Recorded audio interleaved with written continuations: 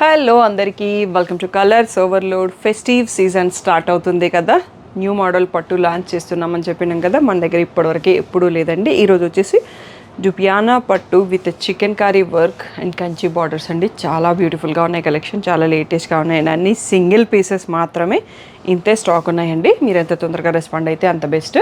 Shop వచ్చేసి మీ అప్పటి దగ్గర మదీనా కూడా అంకర్ హాస్పిటల్కి భారత్ పెట్రోల్ బంక్కి మధ్యలో ఉన్న సందులో డెడ్ ఎండ్కి వచ్చేసి లెఫ్ట్ అండ్ రైట్ అండి.